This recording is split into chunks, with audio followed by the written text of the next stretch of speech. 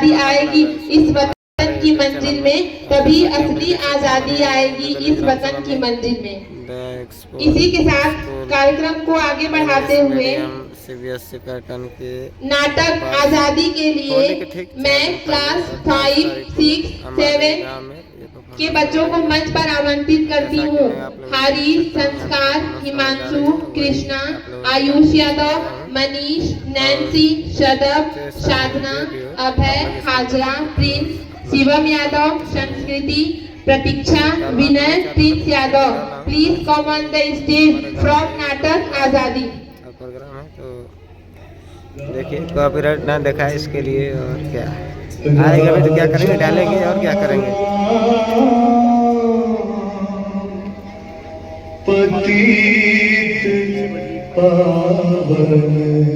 हमें चाहिए भ्रष्टाचार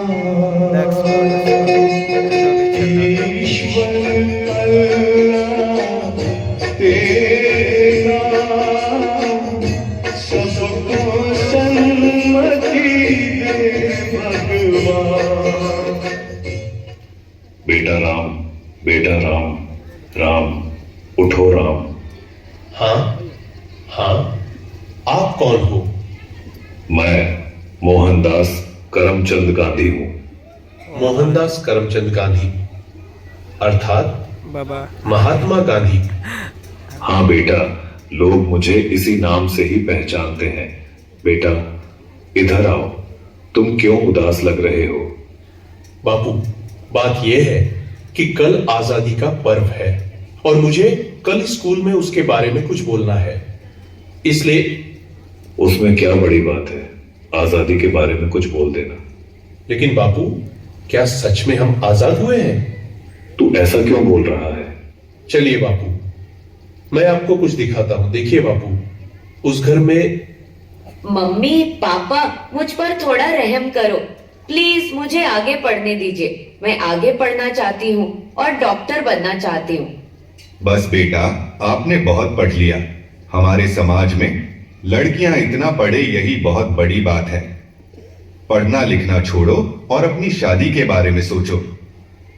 क्या मुझे पढ़ने लिखने की और मेरे सपने पूरे करने की भी आजादी नहीं मिलेगी? आइए बापू, उस घर में भी देखते हैं। मेहरबानी करके आप यह व्यसन छोड़ दो और घर में भी ध्यान दिया करो। अब हमारे घर में खाने के लिए अनाज का दाना भी नहीं है। वह सब कुछ मुझे नहीं पता, बस मुझे पैसे दो। मेरा शरीर कांप रहा है और दिमाग काम नहीं कर रहा है। अब जल्दी पैसे दो, मुझे देर हो रही है। नहीं, यह पैसे मैं नहीं दूंगी। ये तो बच्चों की किताबें लेने के लिए रखे हैं। चुपचाप मुझे पैसे दो और यहां से हटो, मुझे जाने दो। हे ईश्वर, मेरे पति की इस व्यसन की आदत से मुझे कब आजादी मिलेगी? बापू, और आगे चलिए, मैं आपको एक रिश्वतखोर अधिकारी बताता हूं। साहब, कई दिनों से मैं आपकी ऑफिस के चक्कर लगा रहा हूं। अब तो मेहरबानी करके मेरा काम कर दीजिए। अरे भाई, कितनी बार बोलूं तुझे, तेरा काम बहुत कठिन है और बड़े साहब मना कर रहे हैं। तुझे जो समझाया है ऐसे करो ना भाई। लेकिन साहब, मेरे सभी कागज ठीक है और मैं अपना हक पाने का हकदार हूं, तो मैं रिश्वत क्यों दूं? तब तो सत्यवादी हरिश्चंद्र बनकर तुम्हारी सब फाइलों को लेकर इधर उधर फिरते रहो। जाओ, तुम्हारा काम नहीं होगा। हे ईश्वर, हमारे जैसे ईमानदार लोगों को ऐसे रिश्वतखोर अधिकारियों से कब आजादी मिलेगी? चलो बापू आगे। अरे भैया, ठीक से तोल माप किया करो। गेहूं और चावल तो मिले, पर दूसरी चीज कहां पर है? अरे भैया, आपको जल्दी आना चाहिए ना। बाकी सामान तो सब खत्म हो गया है। आगे से ही कम सामान आया था, उसमें हम क्या कर सकते हैं? आपने तो कल ही सामान देना शुरू किया है, तो खत्म कैसे हो सकता है?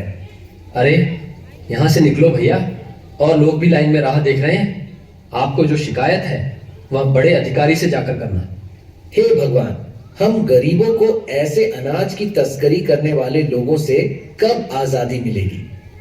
देखा ना बापू आपने, क्या आपको लग रहा है कि सच में हमारा देश आजाद हुआ है? आज के समय में भी लड़कियों को पढ़ने की आजादी नहीं है।